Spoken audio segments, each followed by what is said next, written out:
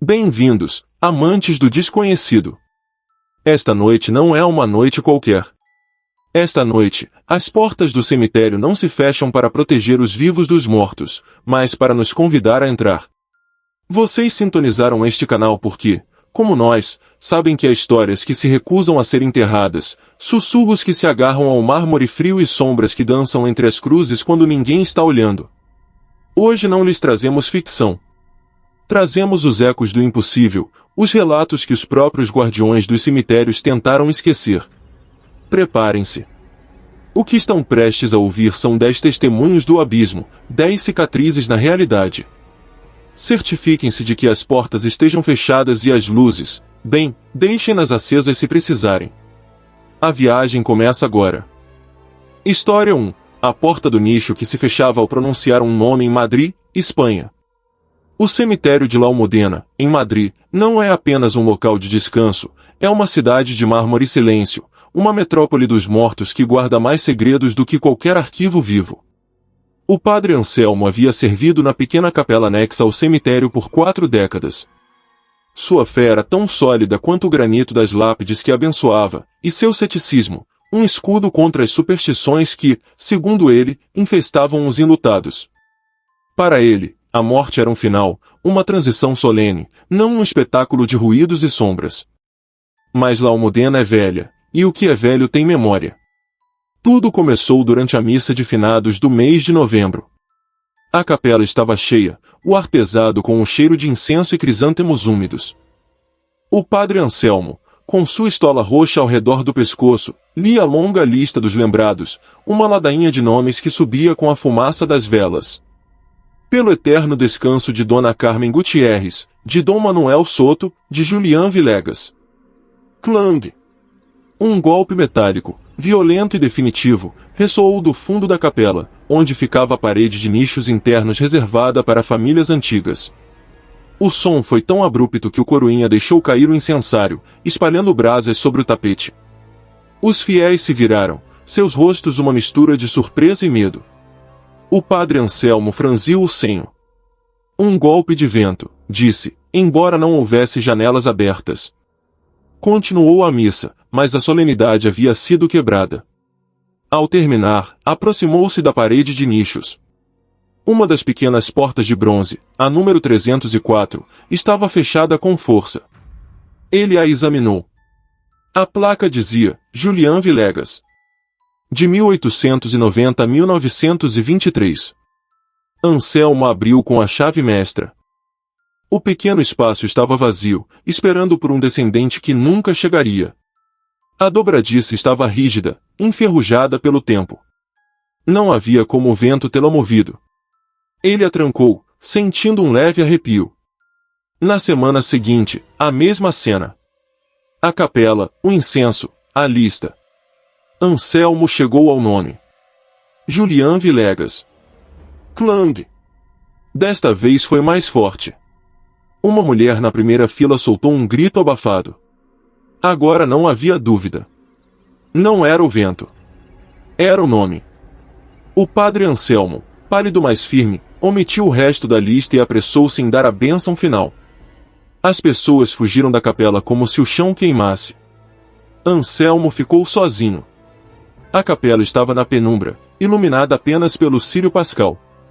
Ele se aproximou da parede de nichos.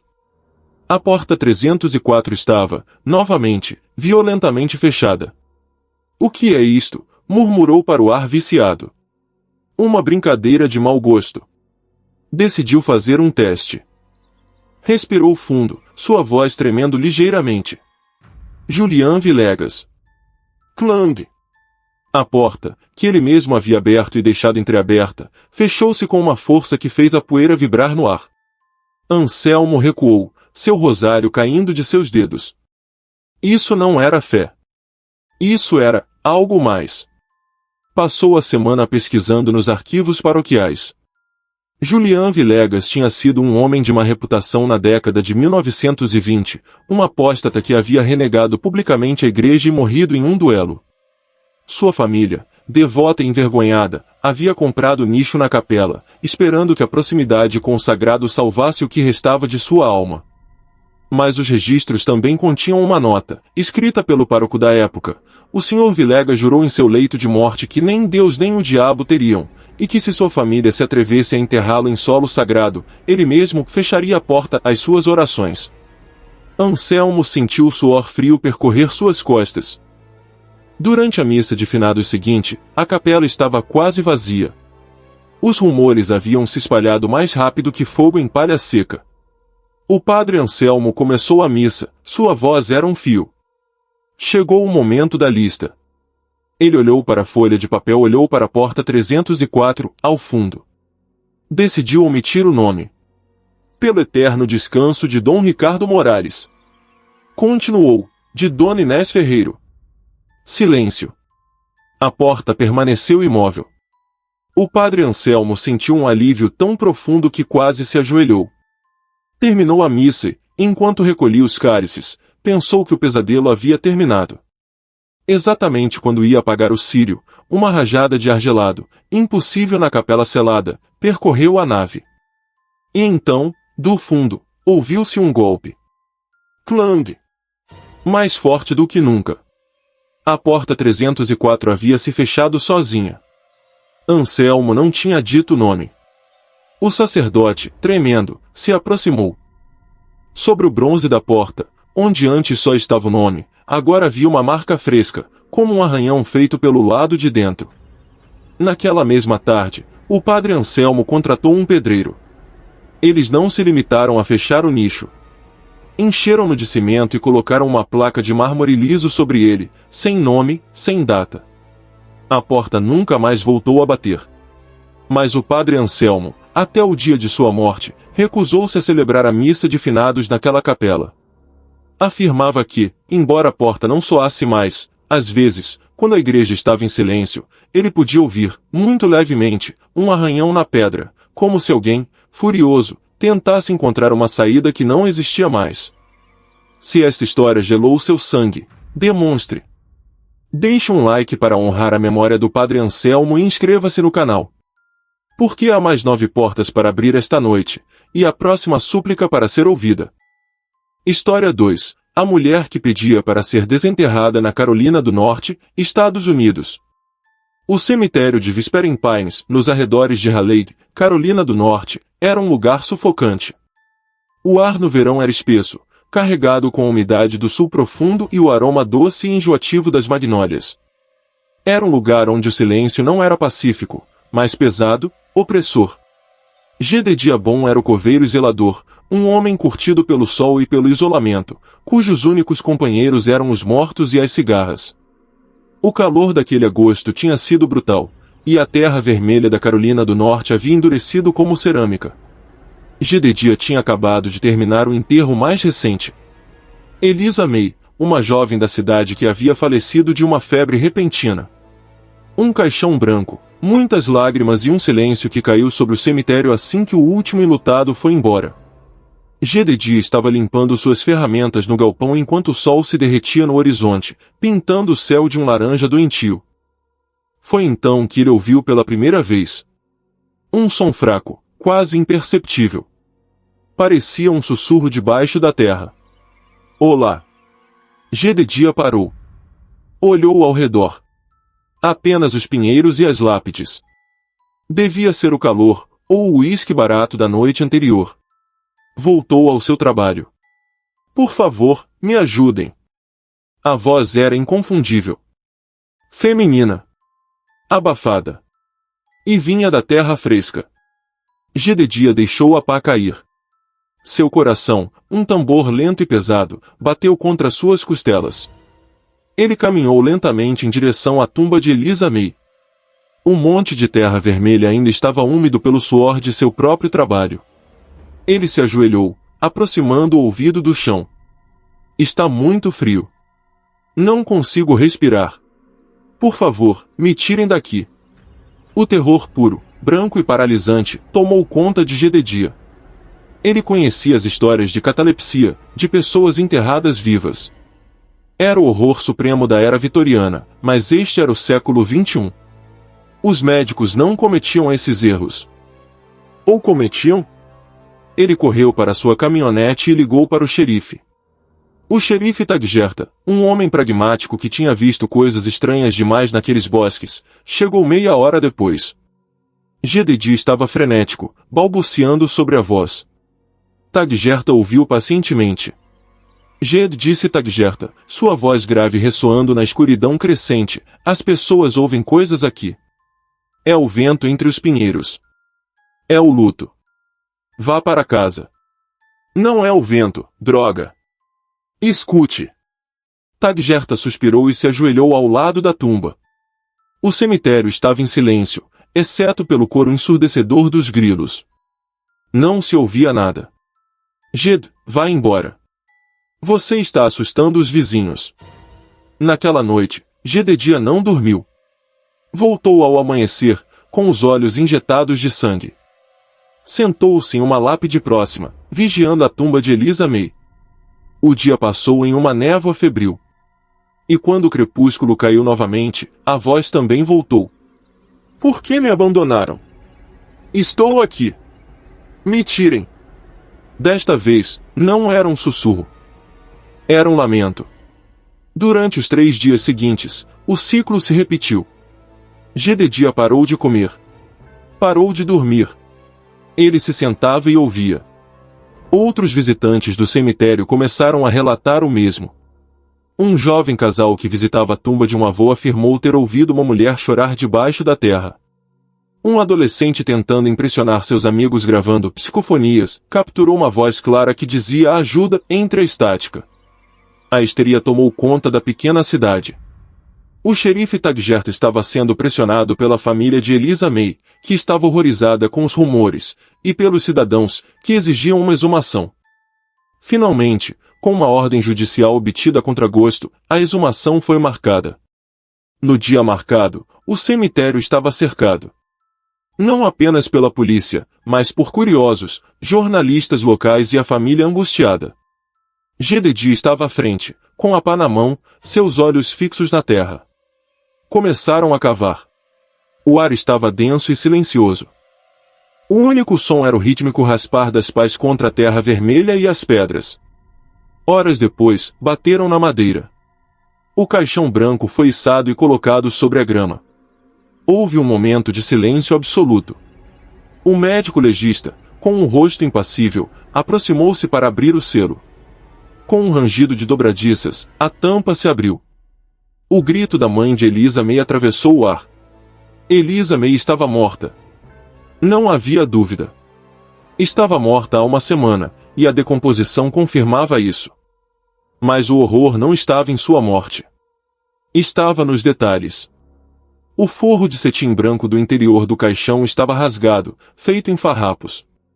As pontas dos dedos de Elisa May estavam ensanguentadas e destroçadas, suas unhas quebradas e cravadas na madeira da tampa, como se ela tivesse arranhado com uma força desesperada e inumana.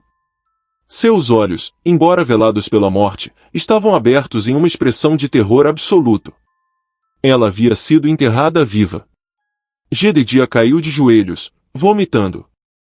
O xerife Taggerta tirou o chapéu, seu rosto pálido. Eles tinham ouvido suas últimas e desesperadas tentativas de escapar. O caso foi encerrado como uma tragédia médica. O médico que assinou o atestado de óbito perdeu sua licença. Mas a história não terminou aí. O corpo de Elisa May foi enterrado novamente, desta vez após uma autópsia exaustiva. Jedediah largou seu emprego naquela mesma tarde e se mudou do estado. Um novo zelador, um jovem que não acreditava em fantasmas, relatou uma semana depois que não conseguia trabalhar. Afirmou que, embora a tumba de Elisa May estivesse agora selada com uma grossa laje de concreto, às vezes, exatamente ao anoitecer, ainda se podia ouvir uma voz. Ela não mais suplicava. Não pedia ajuda. Simplesmente chorava. Um choro abafado, furioso e eterno, que se filtrava das profundezas da terra vermelha da Carolina do Norte, um lembrete de que alguns horrores não podem ser contidos, nem mesmo pela morte. O silêncio depois desta história é ensurdecedor. Se você sente o peso dessa terra sobre você, dê-nos um like para que Elisa May saiba que a ouvimos. Inscreva-se, porque o próximo sacerdote não viu um fantasma. Ele viu seu próprio futuro. História 3. O padre que viu sua própria tumba em Guanajuato, México. Guanajuato é uma cidade que desafia a lógica. Suas ruas se retorcem como serpentes subterrâneas e suas casas se agarram às encostas como se tivessem medo de cair no abismo. É uma cidade de cores vibrantes na superfície, mas sua fama se baseia no que jaz embaixo, as múmias. O Panteão de Santa Paula não é um lugar de descanso tranquilo, é um museu da morte, um lugar onde a linha entre o aqui e o além é tão fina quanto o papel de arroz. O padre Damião era o pároco da igreja ao lado do panteão. Era um homem de fé robusta, mas até ele admitia que Guanajuato tinha uma energia particular. Havia oficiado inúmeros funerais, dado a extrema-unção aos moribundos e consolado os vivos. Ele acreditava conhecer a morte. Mas a morte, em Guanajuato, sempre tem uma última surpresa. Era uma tarde de junho, a estação das chuvas havia começado e o ar estava carregado de ozônio e umidade. O céu tinha uma cor cinza esverdeada. O padre Damião decidiu pegar um atalho pelo panteão para chegar à casa de uma fiel doente. Era uma rota que ele havia tomado centenas de vezes. O panteão estava estranhamente silencioso. A chuva iminente havia afugentado os turistas. Só se ouvia o vento assobiando entre as criptas centenárias. Enquanto caminhava por uma fileira de tumbas antigas, algo chamou sua atenção. Era uma lápide. Uma que ele não se lembrava de ter visto antes. Estava em uma pequena clareira, ligeiramente afastada do caminho principal. Não era como as outras, desgastadas pelo tempo. Esta era de um mármore negro, polida como um espelho, apesar de não ter chovido. Parecia nova.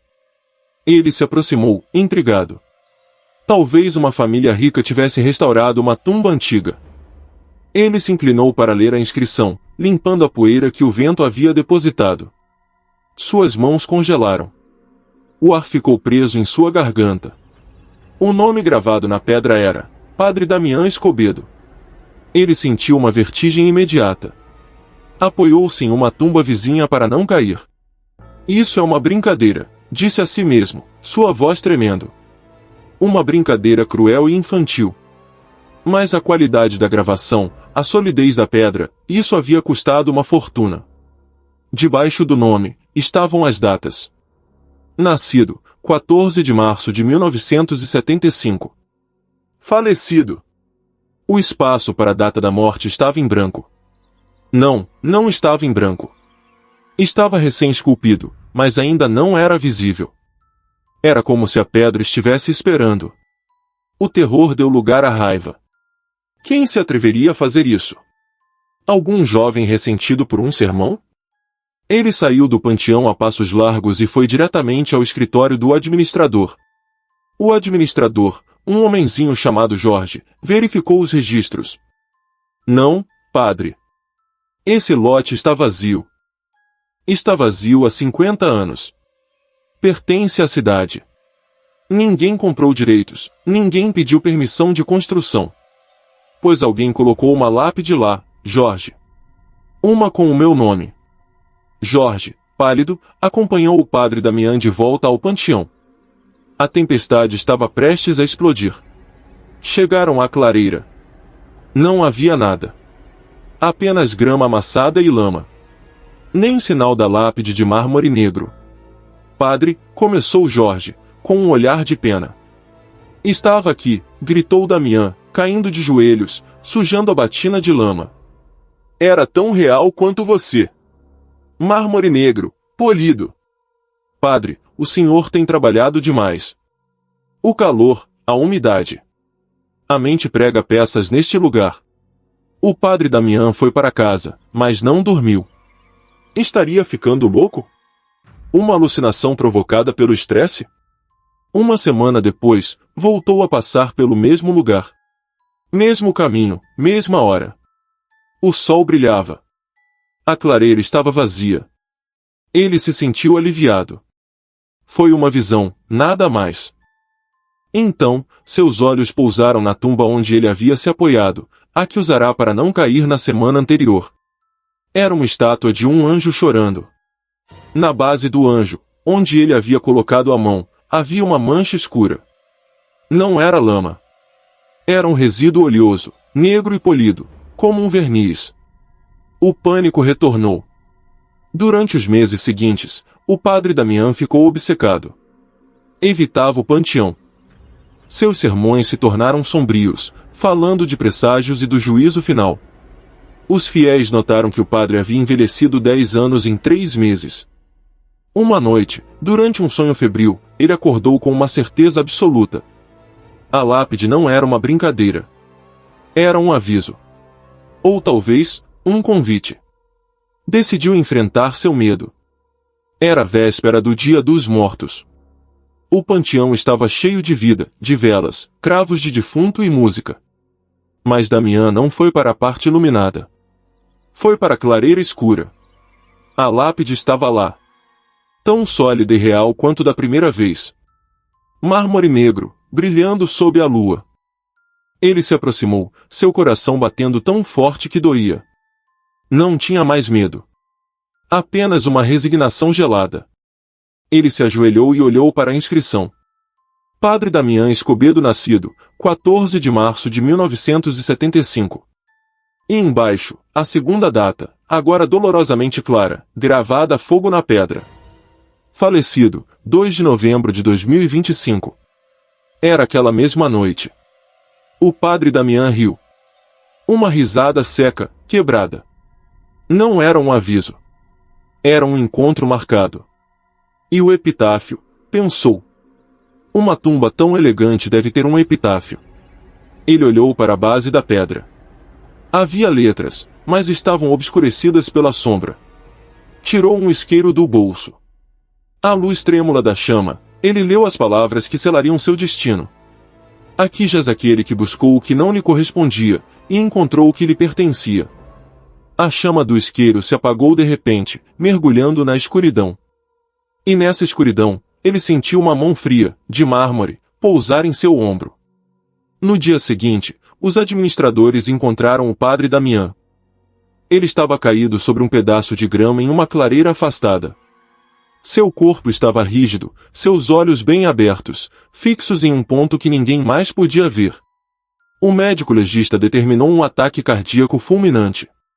Jorge, o administrador do panteão, supervisionou o enterro.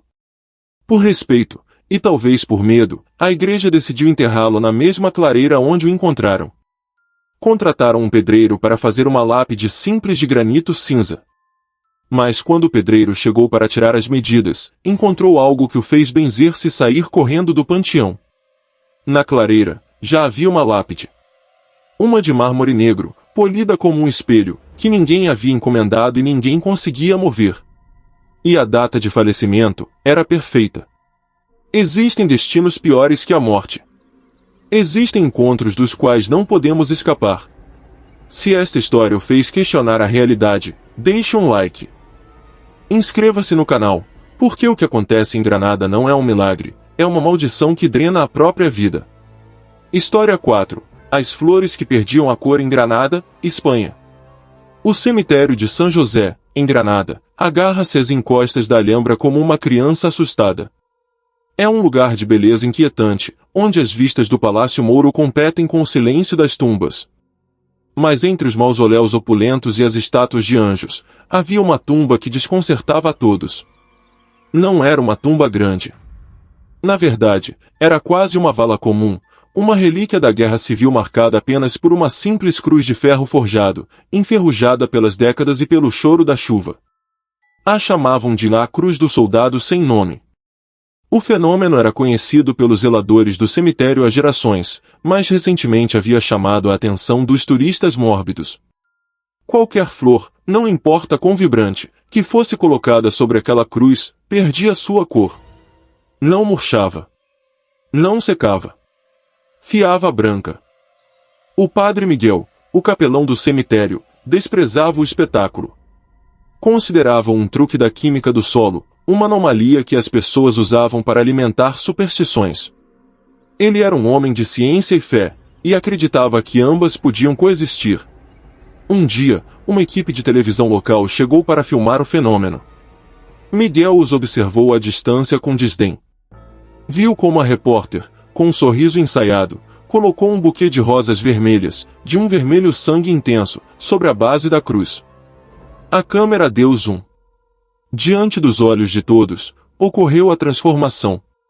Não foi instantânea, mas assustadoramente rápida. Foi como ver um vídeo em câmera rápida da vida sendo sugada. As rosas, pétala por pétala, foram drenadas de sua cor. O vermelho desvaneceu-se para um rosa pálido, depois para um marfim doentio, e finalmente, em menos de 30 segundos, todo o buquê era de um branco puro, fantasmagórico.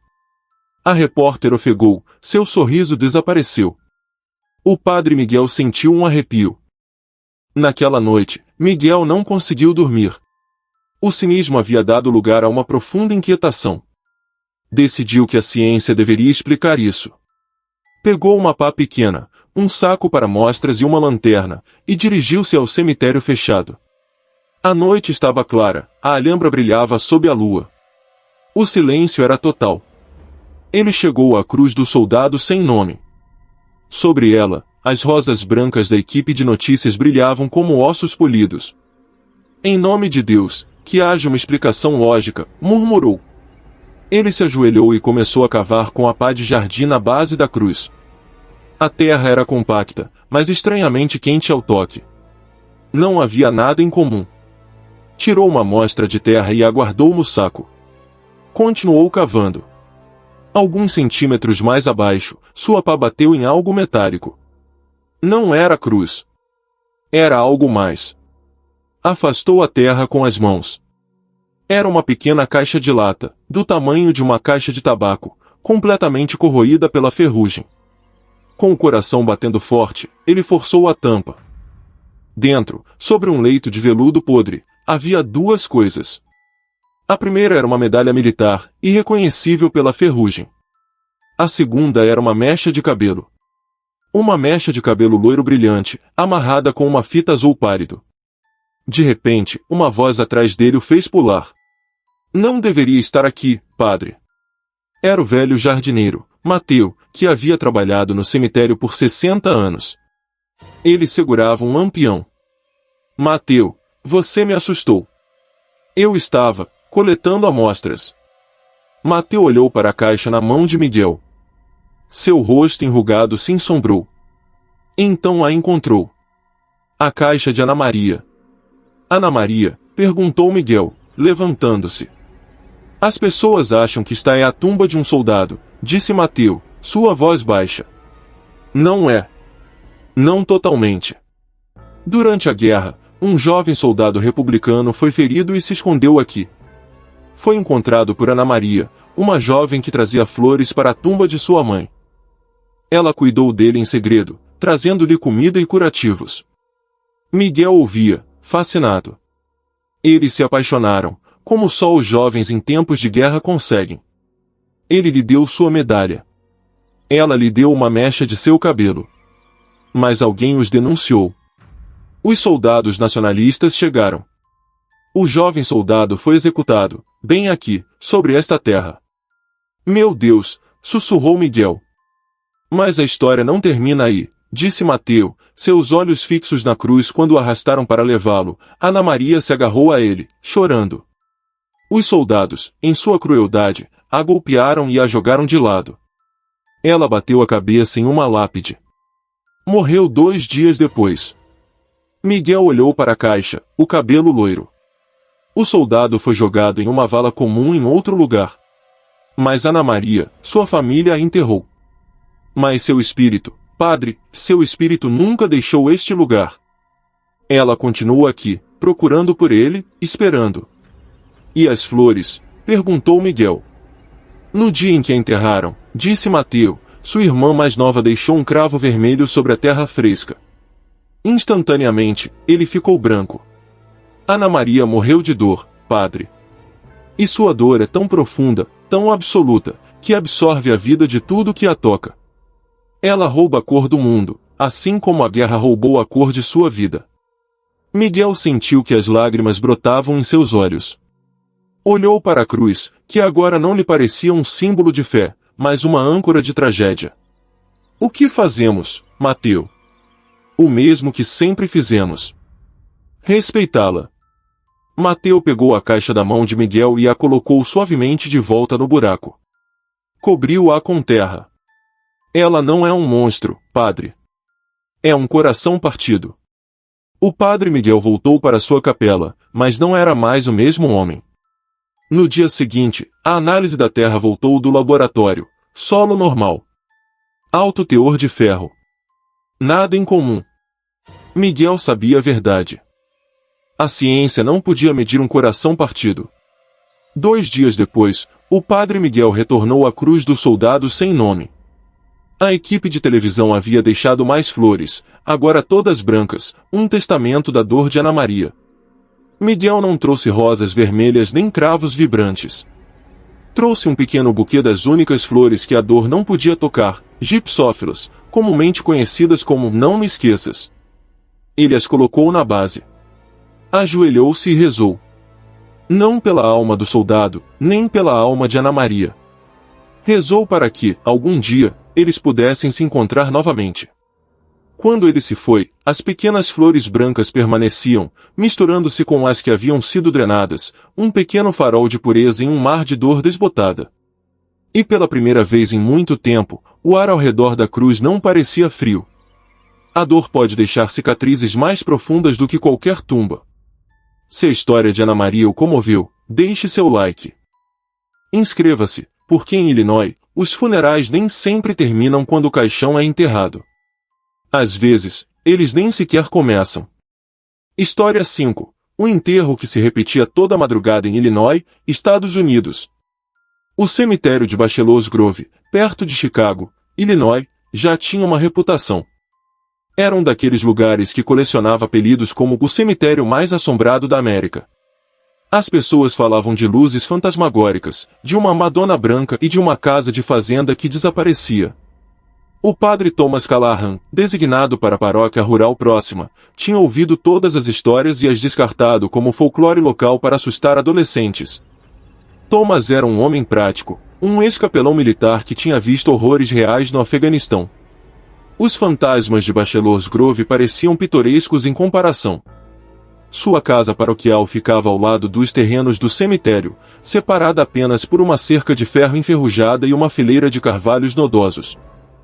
Muitas vezes, tarde da noite, ele olhava pela janela de seu escritório para a quietude do cemitério. Foi numa noite de outubro, com a névoa rolando do pequeno lago do cemitério, que ele viu o funeral pela primeira vez. Eram 3h15 da madrugada. Uma insônia persistente o havia levado ao seu escritório. Ele olhou pela janela e se surpreendeu ao ver luzes. Não as luzes espectrais das quais falavam as lendas, mas lanternas. Um pequeno grupo de pessoas, talvez uma dúzia, estava reunido ao redor de uma cova aberta na seção mais antiga do cemitério. Um enterro a esta hora, murmurou Thomas. Era ilegal, para não dizer profundamente estranho. Ele observou, fascinado e perturbado. O grupo estava imóvel, suas figuras negras recortadas contra a névoa. Um homem, que parecia ser um padre por sua vestimenta escura, embora não fosse ele, estava de pé à cabeceira da cova, com um livro na mão. Um simples caixão de pinho estava suspenso sobre o buraco. O mais estranho era o silêncio. Absoluto. Não havia choros, nem palavras do padre, nem o som da terra sendo removida.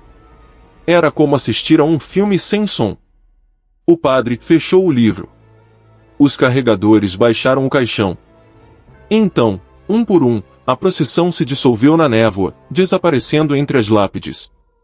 Thomas ficou na janela por 1 hora, esperando vê-los retornar, esperando ouvir um carro. Nada. Ao amanhecer, antes da missa matinal, ele cruzou a cerca. O orvalho cobria a grama. Ele encontrou o lugar que estivera observando. A seção antiga. Não havia nenhuma cova aberta. Não havia terra remexida. Não havia pegadas na grama úmida. Um sonho, disse a si mesmo, esfregando os olhos. Um sonho muito vívido. Mas às 3h15 da noite seguinte, ele acordou de repente, como se um alarme silencioso tivesse soado. Foi para a janela. Eles estavam lá novamente. Mesmo lugar. Mesmas figuras. Mesmo caixão de pinho. A mesma pantomima silenciosa. O padre fantasma, o livro, a descida do caixão, a dispersão na névoa. Thomas sentiu um medo que não havia experimentado no campo de batalha. Isso não era o perigo das balas, era o horror do ilógico. Na terceira noite, ele se preparou. Vestiu-se e esperou em sua varanda escura com uma lanterna potente. Às 3h15, eles apareceram. Basta, disse Thomas, sua voz tremendo só um pouco. Ele cruzou a cerca e caminhou em direção à aparição. A névoa era densa e fria, agarrava-se a ele. Ele podia vê-los mais claramente agora. Estavam vestidos com roupas antiquadas, do final do século XIX. Seus rostos estavam borrados, indefinidos. Em nome de Deus, eu lhes pergunto quem são, gritou Thomas. O grupo não reagiu. O padre fantasma continuava murmurando palavras silenciosas de seu livro. Thomas estava a apenas alguns metros da cova. Podia ver o caixão de pinho, a madeira áspera. Então, ele notou duas coisas que fizeram seu sangue virar gelo. Primeiro, a cova não continha terra.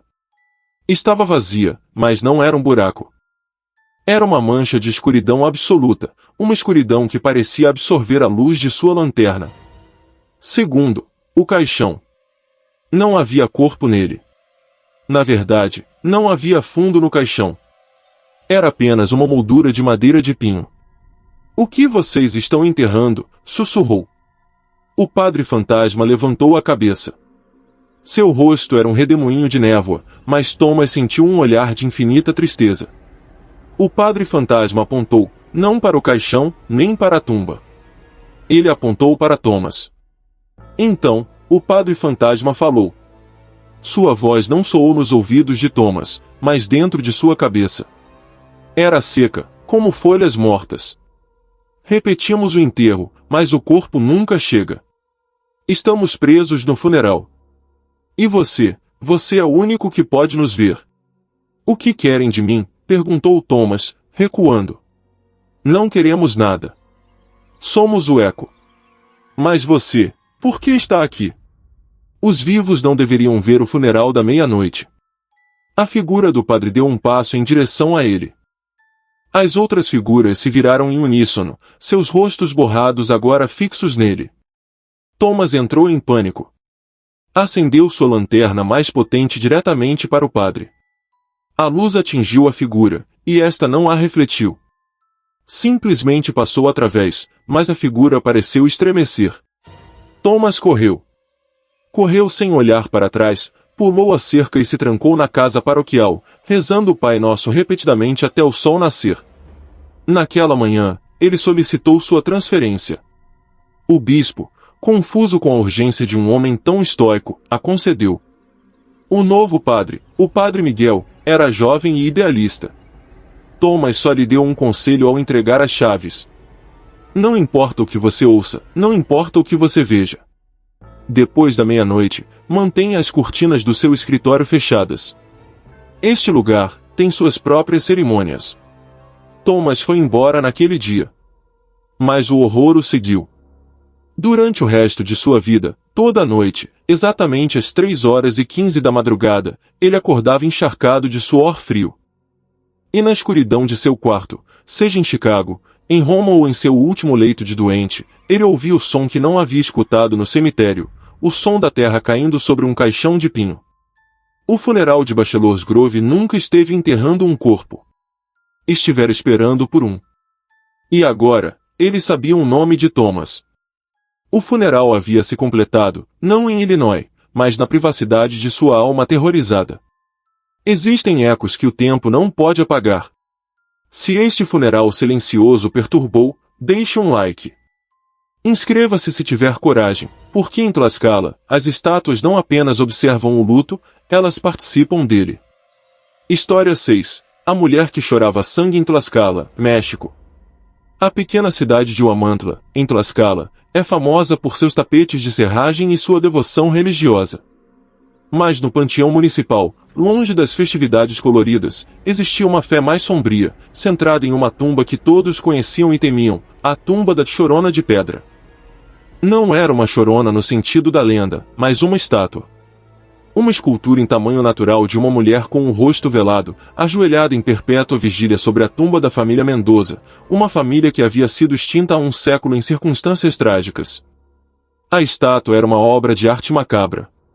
O véu de mármore parecia tão fino que uma brisa poderia movê-lo, e sob ele, intuía-se uma boca aberta em um grito silencioso. O padre Gabriel, recém-chegado da cidade, tinha ouvido os rumores.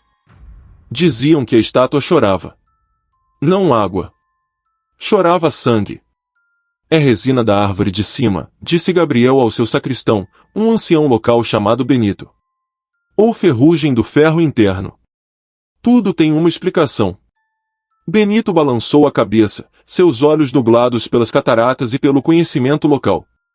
Ela só chora durante as orações de finados, padre. Quando rezamos pelas almas do purgatório. Ela escuta. Gabriel decidiu por fim à superstição. Organizou uma vigília de oração pelos mortos no panteão ao entardecer, bem ao lado da tumba dos Mendoza. Queria demonstrar ao povo que era apenas pedra. O sol estava se pondo, tingindo o céu de um vermelho violento que se refletia nas lápides. O ar estava frio. Um pequeno grupo de fiéis se reuniu, seus rosários fazendo um som seco em suas mãos. O padre Gabriel parou em frente à estátua. Estava seca. O mármore, cinza e empoeirado. Venha, disse ele a Benito. Quero que olhe de perto. Não há truque. Ele começou a oração. Pai nosso, que estais no céu. As vozes se uniram à sua, um murmúrio que se elevava no ar quieto do panteão. Gabriel observava a estátua. Nada. Chegaram ao Requiem. Requiem a eternam dona eis, domine. Dai-lhes o descanso eterno, Senhor. Foi então que Benito soltou um gemido. Padre, olhe. Gabriel olhou. E sua fé científica se despedaçou. Debaixo do véu de mármore, onde se intuíam os olhos fechados, duas linhas finas e escuras começaram a se formar. Não gotejavam. Filtravam-se, como se a pedra porosa estivesse suando agonia. Um líquido espesso, de um vermelho escuro, quase negro, começou a traçar um caminho pelas bochechas esculpidas. É sangue, gritou uma mulher. O líquido pingava do queixo velado da estátua e caía sobre a lápide com um som suave, quase imperceptível. Tepe, tepe, tepe. O padre Gabriel, paralisado por uma mistura de horror e assombro, aproximou-se. O cheiro era inconfundível. Não era tinta. Não era resina. Era o cheiro metálico e salgado de sangue fresco. Continuem rezando, gritou, embora sua própria voz falhasse. É um sinal. Devemos rezar mais forte. Mas quanto mais rezavam pelos mortos, mais profusamente a estátua chorava. As lágrimas de sangue agora corriam pelo pescoço da escultura, manchando o mármore de seu peito. A cena era grotesca, uma profanação da piedade. Parem, ordenou Gabriel. As pessoas pararam de rezar. O silêncio caiu sobre o panteão, quebrado apenas pelo gotejar da estátua. E assim que as orações cessaram, o fluxo de sangue diminuiu, parou, e a pedra voltou a ficar seca, embora manchada. Gabriel ficou ali muito depois que os aterrorizados fiéis fugiram. Ficou até a luz estar alta, estudando a estátua. Tocou a mancha. Estava pegajosa. Passou a noite nos arquivos da igreja. A história da família Mendoza era um capítulo sombrio. O patriarca, Dom Alejandro Mendoza, havia sido um homem cruel que perdera sua esposa e filhos por uma doença que, segundo os rumores, ele mesmo havia trazido de uma viagem. Mas a estátua não era de sua esposa. A estátua havia sido encomendada por ele, mas a modelo havia sido uma jovem serva chamada Isabel, de quem se dizia que Dom Alejandro havia abusado. Isabel havia tirado a própria vida, atirando-se em um poço, após a morte dos filhos de Mendoza, a quem ela amara como se fossem seus. Dom Alejandro, em um ataque de culpa ou loucura, havia encomendado a estátua para a tumba da família, mas com o rosto velado, para que ninguém pudesse ver o rosto de Isabel, ou talvez, para que ela não pudesse ver sua tumba. A estátua não chorava pelos Mendoza. Chorava pelas crianças. Chorava por si mesma. O padre Gabriel voltou ao panteão. Era quase amanhecer. Ele parou em frente à estátua manchada. Não rezou pelos finados. Não rezou o Requiem. Isabel, disse suavemente, colocando a mão sobre a pedra fria. Você não está no purgatório. Seu sofrimento terminou. Nós te perdoamos. Descanse. Ele rezou, não por ela, mas para ela. Falou de paz, de libertação, do amor de Deus pelos inocentes. A estátua permaneceu imóvel. Seca. De repente, um som rompeu o amanhecer. Um estalo, como de uma pedra antiga se partindo sob pressão. Gabriel recuou. O véu de mármore da estátua, intacto por um século, rachou. Um pedaço da escultura, o que cobria a boca, desprendeu-se e caiu na grama. Debaixo, a boca da estátua não estava aberta em um grito. Estava fechada. Em um leve, quase imperceptível, sorriso de paz. O padre Gabriel soube que havia presenciado um milagre, mas não um que pudesse contar do púlpito. A estátua de Huamantla nunca mais voltou a chorar sangue. As manchas vermelhas desapareceram com a primeira chuva, como se nunca tivessem existido. Mas os locais dizem que se você visitar a tumba em uma noite tranquila, não sente mais o terror da pedra sangrando, mas a calma de uma vigília finalmente terminada. Algumas almas estão tão quebradas que até a pedra chora por elas. Se esta história de redenção o tocou, deixe um like. Inscreva-se no canal, porque em Barcelona, um sacerdote descobriu que nem todas as sombras obedecem às leis de Deus. História 7. O padre que foi seguido por uma sombra em Barcelona, Espanha. O cemitério de Montjuïc em Barcelona é uma cidade vertical dos mortos, um labirinto de nichos e mausoléus que se agarram à colina, vigiando o Mediterrâneo. É um lugar de beleza avassaladora e uma solidão ainda maior. O padre Martí era o capelão deste vasto domínio. Era um homem enérgico, de passos rápidos, que conhecia cada atalho e cada escada oculta. Ele gostava de caminhar pelo cemitério ao entardecer, quando o sol poente incendiava o mármore e o ar do mar varria o calor do dia. Era seu momento de paz, seu passeio de reflexão. Numa tarde de final de verão, ele notou algo estranho. O sol estava baixo, projetando sombras longas e dramáticas das cruzes e dos anjos de pedra. Enquanto Martí caminhava pela avenida principal, sua própria sombra se estendia à sua frente, longa e fina. Mas ao lado da sua, havia outra. Ele parou abruptamente. Junto à sua sombra, colada a ela mais distinta, havia uma segunda sombra. Era mais escura, mais grossa, e tinha uma forma que ele não conseguia definir. Não era humana. Era, curvada, com bordas que pareciam se contorcer, como fumaça. Ele olhou ao redor. Estava sozinho. Olhou para o céu. Não havia nuvens. Não havia nada que pudesse projetar aquela segunda sombra. Estranho, murmurou. Ele se moveu, e a sombra se moveu com ele, colada à sua. Ele coçou a cabeça. Sua sombra o imitou. A outra sombra permaneceu imóvel, colada aos seus pés. Ele se sentiu ridículo. É um truque da luz. O sol está em um ângulo estranho. Continuou seu passeio, mas a sensação de paz havia evaporado. A cada poucos passos, ele olhava para baixo. A sombra continuava lá, sua companheira indesejada. Chegou à capela e entrou na sacristia. A luz artificial inundou a sala. Ele olhou para o chão. Sua sombra normal estava lá. A outra tinha sumido. Ele soltou um suspiro de alívio. Estou cansado. É só isso. Mas no dia seguinte, a sombra retornou. Desta vez, ele anotou pela manhã. O sol estava alto, sua sombra era uma pequena poça a seus pés. E naquela poça, estava outra. Uma mancha de escuridão mais profunda, como um buraco no chão. O padre Martí começou a fazer experiências, um terror frio crescendo em seu peito. Ele parou de costas para o sol. Sua sombra se projetava atrás dele. A outra sombra também. Ele parou de frente para o sol. Logicamente, ele não deveria ter sombra visível. Mas ele tinha. A sombra escura permanecia aos seus pés, desafiando a posição do sol. Esta sombra não era um produto da luz. Era algo que havia se aderido a ele. O terror começou a afetar seu trabalho.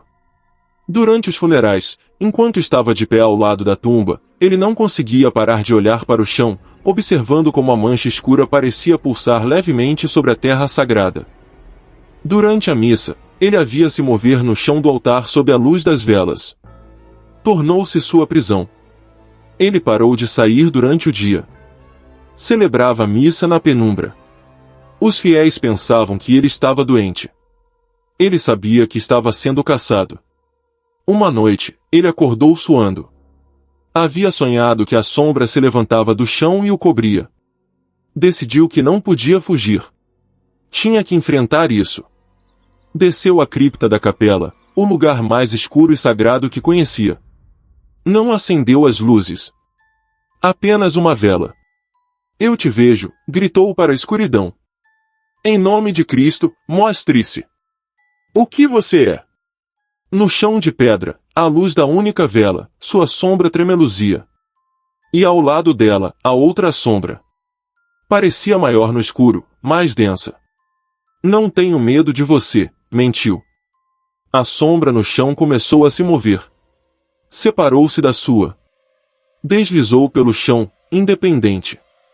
Moveu-se em direção à parede da cripta. E então, começou a subir. O padre Marty observou, horrorizado, enquanto a mancha de escuridão deslizava pela pedra, desafiando a gravidade. Ela parou em uma das lápides da cripta, uma que sempre estivera lá, mas a qual ele nunca havia prestado atenção. A sombra se espalhou sobre a lápide, cobrindo o nome gravado como uma mancha de tinta. Marty levantou sua vela. A lápide pertencia ao inquisidor do século XV, Frei Alonso de Tejada, conhecido como a Sombra de Deus por sua habilidade em encontrar hereges. Os registros diziam que ele havia morrido em sua cama, mas os rumores sempre falaram que ele havia sido assassinado pelas famílias de suas vítimas e enterrado em segredo na cripta. A sombra na parede começou a pulsar, e Marty ouviu um sussurro, como o de 1000 vozes presas. Ele nos encontrou, sussurrava. Nos julgou. Nos queimou. Mas agora, ele está na escuridão. E nós somos a escuridão. A sombra se descolou da parede. Agora não era uma mancha plana. Tinha forma. Era uma coluna de escuridão se contorcendo, um vazio no ar. E se movia em direção a ele. Para trás, gritou Marty, levantando seu crucifixo. A sombra parou. O crucifixo brilhava fracamente. Tua luz é pequena, padre, sussurraram as vozes. E a sombra dele é grande. A sombra não era Frei Alonso. Eram suas vítimas. Centenas de almas presas, fundidas pelo ódio e pela dor, ancoradas à tumba de seu carrasco. E elas haviam se agarrado ao primeiro sacerdote que havia mostrado luz suficiente para notar sua escuridão.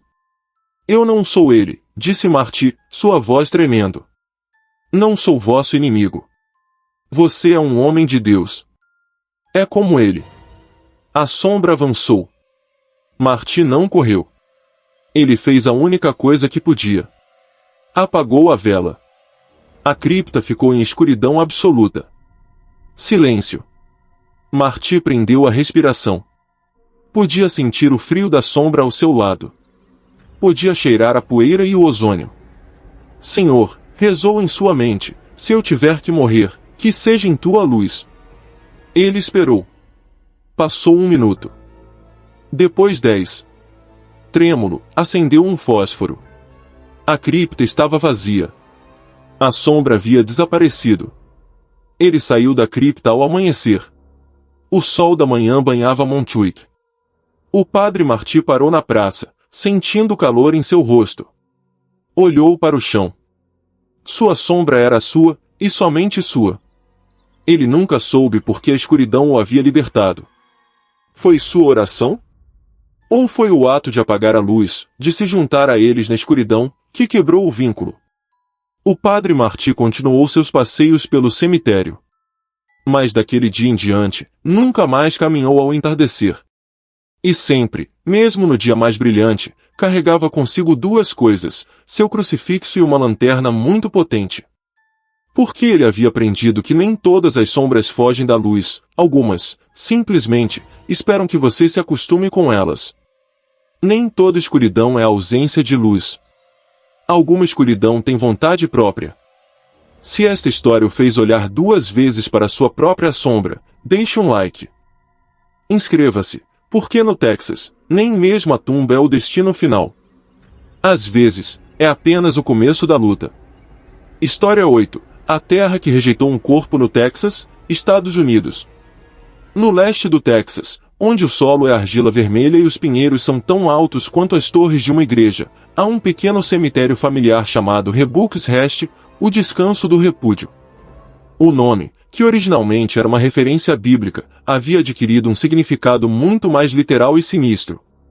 A família M.C. Kullough fora proprietária daquelas terras por gerações, e as haviam trabalhado com uma mistura de piedade calvinista e brutalidade sulista.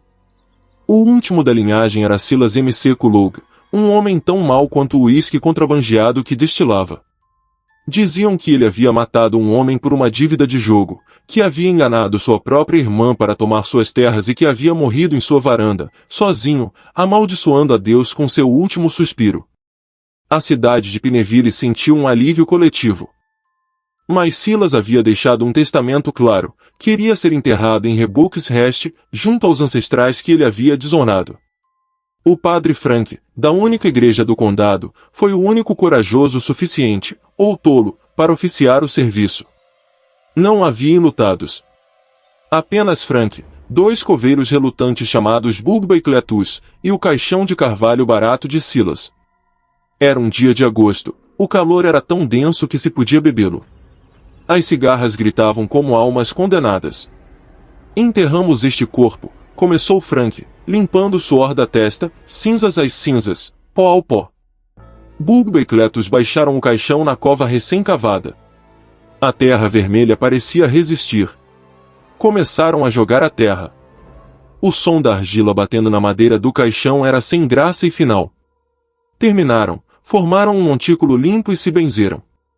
Que Deus tenha piedade da alma dele, padre, disse Bugba, porque ninguém mais terá. Eles foram embora. O padre Frank ficou um momento, rezando para que a terra aceitasse o homem que o mundo havia rejeitado. Na manhã seguinte, Bugba ligou para o padre Frank antes do amanhecer. Sua voz era puro pânico. Padre, o senhor tem que vir. Tem que vir. Frank chegou a Rebukes Rest enquanto a névoa da manhã ainda se agarrava ao chão. A tumba de Silas estava aberta. Não como se a tivessem desenterrado. A terra havia sido empurrada. Um monte de terra vermelha estava espalhado em um círculo perfeito ao redor do buraco, como se uma pequena explosão tivesse ocorrido de baixo para cima. E no fundo do buraco, o caixão de carvalho descansava, intacto. Animais, disse Frank, mas não acreditou. Não havia pegadas. Nenhum animal faz isso, sussurrou Cletus, que havia se juntado a eles. É a terra, padre. Ela não o quer. Com um sentimento de pavor que gelava sua espinha, Frank ordenou aos homens que o enterrassem novamente. Desta vez, a terra parecia mais pesada. Eles tiveram que lutar contra ela. Naquela tarde, o padre Frank colocou uma pesada cruz de pedra, tirada de uma tumba mais antiga, sobre o monte de Silas. Que isto mantém embaixo, murmurou. Na manhã seguinte, a cena era pior. A cruz de pedra havia sido arremessada a 10 metros de distância, partida em duas. A terra estava revirada, jogada ainda mais longe. E o caixão de Silas não estava no fundo da cova. Estava na superfície. Apoiado na borda do buraco, como se tivesse tentado sair e tivesse se cansado. Bugba e Cletus se recusaram a tocá-lo. Isso é obra do diabo, padre. Não vamos lutar contra o chão. O padre Frank estava sozinho, diante de um caixão que se recusava a ser enterrado. O calor era sufocante, mas ele sentia um frio mortal. O que você quer, Silas? Gritou para o ar parado. O que o mantém aqui? Ele abriu sua Bíblia e começou a ler o rito de exorcismo. Caminhou ao redor da tumba, jogando água benta sobre o caixão e a terra circundante. A água benta sibilava sobre a madeira do caixão como se caísse em uma frigideira quente. Um cheiro de enxofre e pinho podre encheu o ar. Frank continuou rezando, sua voz cada vez mais forte, embora seus joelhos tremessem. Vá de retro, Satana! De repente, o caixão tremeu. Ele deslizou da borda e caiu de volta na cova com um baque surdo. Frank não parou. Rezou por 1 hora. Então, sozinho, com o sol batendo em suas costas, pegou a pá. Pasada após pasada, ele devolveu a terra vermelha à cova. Mas desta vez, a terra parecia ansiosa. Saltava da pá, enchendo o buraco com uma velocidade antinatural. Em questão de minutos, a tumba estava cheia. Esgotado, Frank caiu de joelhos. O silêncio havia retornado, as cigarras haviam se calado. A tumba permaneceu fechada. Passou 1 semana. Frank visitava o cemitério todos os dias. A tumba de Silas M.C. Coulomb se manteve selada. A terra o havia aceitado. Ou assim ele pensava. 1 mês depois, um forte temporal atingiu o leste do Texas. Choveu por 3 dias seguidos. Quando o tempo melhorou, Frank foi inspecionar o cemitério em busca de danos. Rebouxhurst estava inundado. A água corria pelas colinas. Quando chegou à tumba de Silas, seu coração parou. A chuva havia erodido a terra. Mas não havia criado um buraco. A tumba estava intacta, mas a terra sobre ela se movia. Não era uma convulsão. Era um movimento lento, rítmico, quase imperceptível. Como um peito subindo e descendo. Como se a própria terra estivesse respirando. A terra não havia rejeitado Silas. Ela o havia digerido. O padre Frank observou como a terra vermelha inchava e se contraía, e soube que havia coisas piores do que ser rejeitado pela terra. O pior era ser aceito por algo que não era Deus. Ele fugiu de Rebouxhurst e nunca mais voltou. O cemitério foi fechado, cercado e esquecido. Mas os locais dizem que se você passar por lá em uma noite quente do Texas, não precisa ouvir o vento. Só precisa observar o chão. Porque em uma tumba sem nome, a terra ainda respira, mantendo Silas M.C. Coulomb prisioneiro em um abraço vivo e faminto. Existem prisões das quais nem a morte pode te libertar. Se você sente o peso dessa terra que respira, deixe-nos seu like. Inscreva-se agora, porque nossa penúltima parada é Campeche, onde os mortos nem sempre ficam em suas tumbas. Às vezes, eles apenas olham pela janela.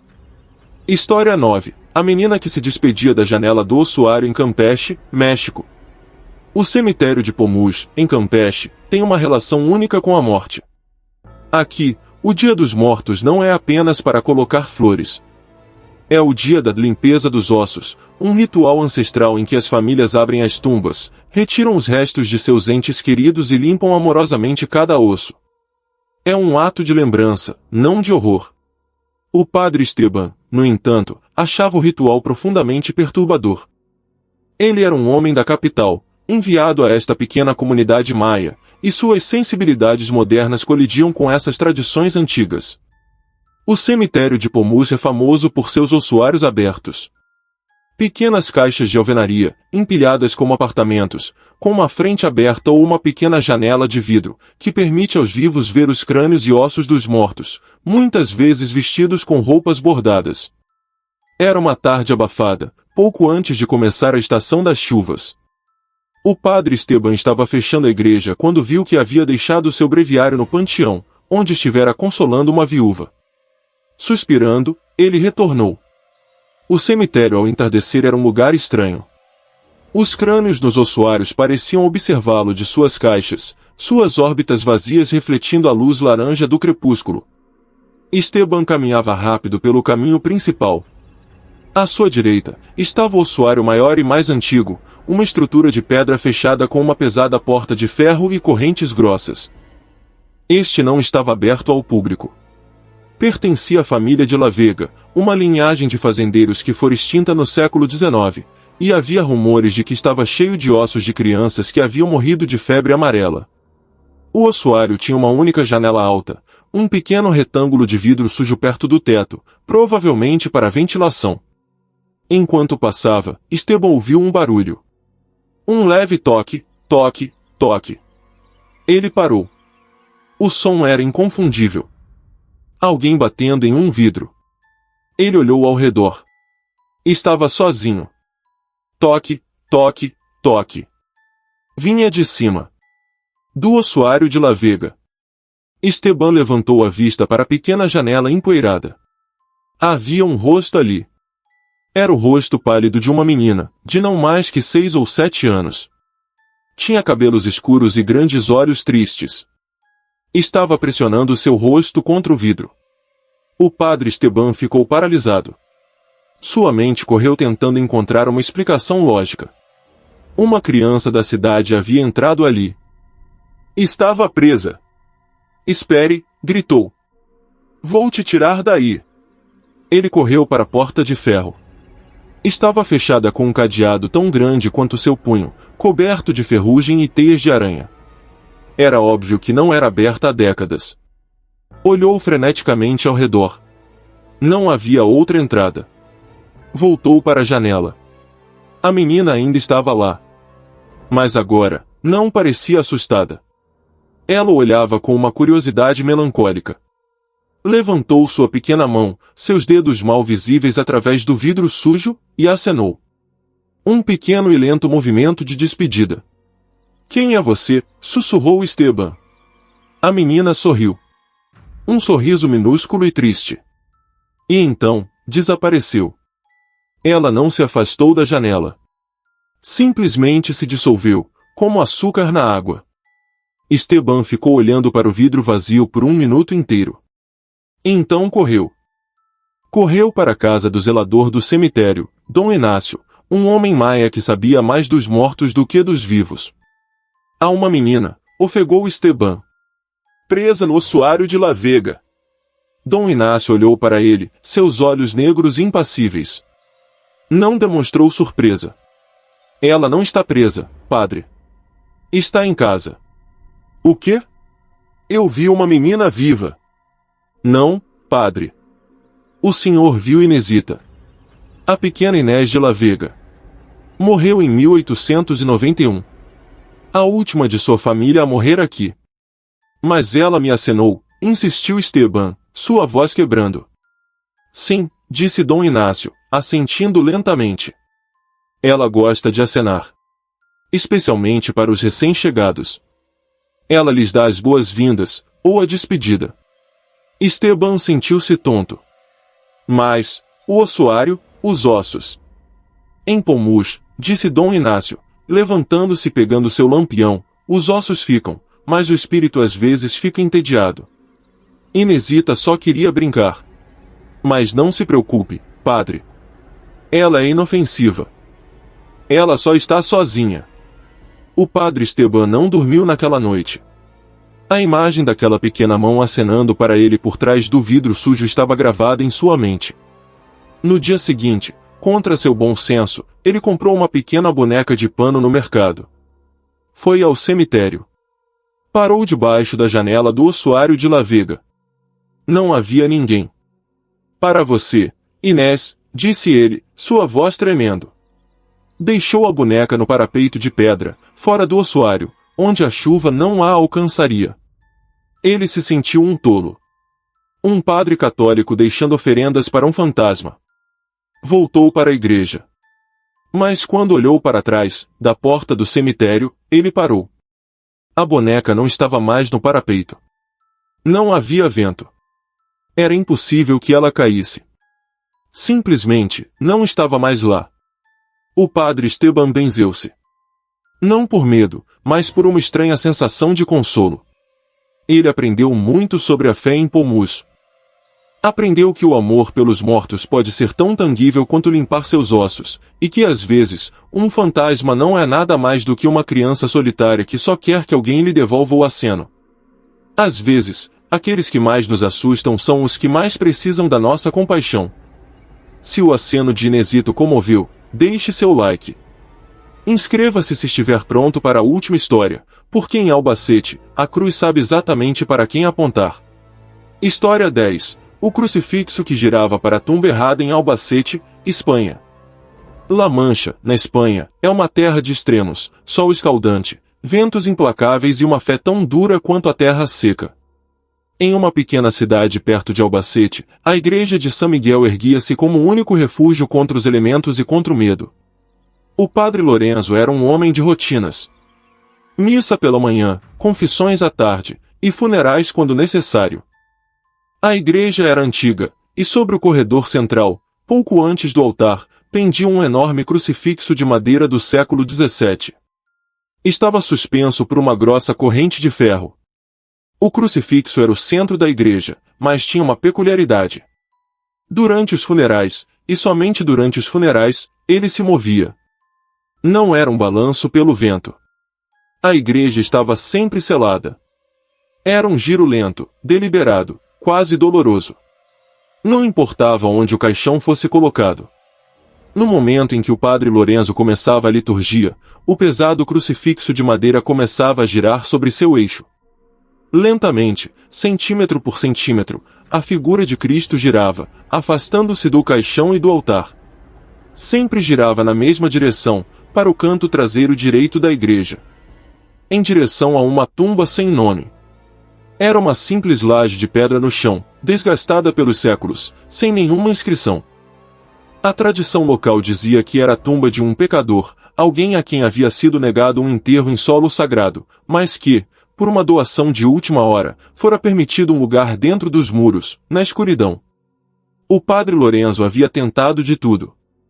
Havia pedido ao ferreiro para verificar a corrente, era sólida. Havia procurado correntes de ar, não havia nenhuma. Havia abençoado o crucifixo, não mudou nada. O povoado aceitava isso como uma dessas coisas. Diziam que Cristo não suportava olhar a morte e que olhava para o pecador buscando companhia. Mas isso inquietava Lorenzo profundamente. Ele sentia que não era um ato de piedade. Parecia uma acusação. Em um dia frio de inverno, enterravam Dona Elvira, a mulher mais piedosa da cidade. Uma santa, segundo todos. Havia dedicado sua vida à igreja e aos pobres. Certamente hoje, pensou Lorenzo, Cristo olhará para ela. O caixão de Elvira estava em frente ao altar. A igreja estava cheia. Lorenzo começou o serviço. Eu sou a ressurreição e a vida. E com um gemido de madeira velha, o crucifixo começou a girar. Lento, implacável. A cabeça coroada de espinhos se afastou da Santa Dona Elvira e girou, como um farol, até apontar diretamente para a tumba sem nome no canto. Lorenzo sentiu uma onda de raiva. Isto é uma blasfêmia, pensou. Naquela noite, ele decidiu resolver o mistério. Se a cruz apontava para a tumba, ele saberia o que havia naquela tumba. Com 2 homens de confiança da cidade, e depois de muitas orações pedindo perdão pela possível profanação, eles trouxeram alavancas e martelos. A laje de pedra era pesada. Levaram 1 hora para movê-la. O ar que saiu da cripta era viciado, mas não cheirava a morte. Cheirava a poeira e a algo mais, a ferro. Baixaram uma lanterna. Não havia um caixão. Havia uma pequena caixa de madeira podre. Lorenzo, com o coração na garganta, desceu à pequena cripta. Abriu a caixa. Não continha ossos.